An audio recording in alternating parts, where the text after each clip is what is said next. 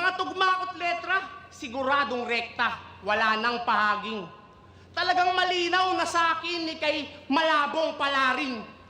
At kaya dito ako napunta, yung job ko katayin tong unang Tagalog na kumantot ng saging. Ng saging no? Dapat ng puno ng saging. Yun yung mga pang-asar sa mga Bisaya Pero ito, Tagalog daw. Mantot ng saging. Sa mura mong edad, sa kamunduhan ni kay nabilad, handang bembangin lahat maski abab na malibag.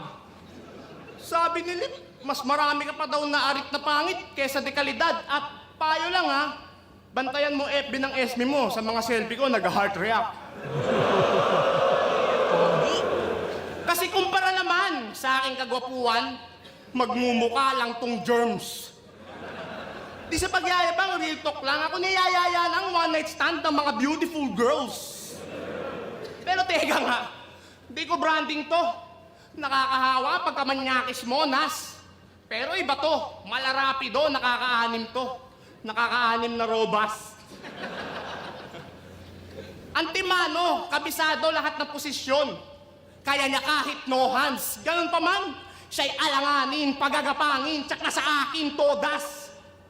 Kahit ang crowd sa akin mag-doubt, sa battle rap ay laging loud. Kaya, bago ko tapusin ang aking fucking round, alam nyo ba gaano karami ang kanyang body counts? Tang-ina, lagpas 100 kasama animals.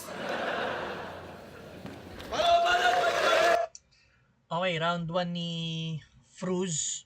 Okay din naman. Naano lang ako.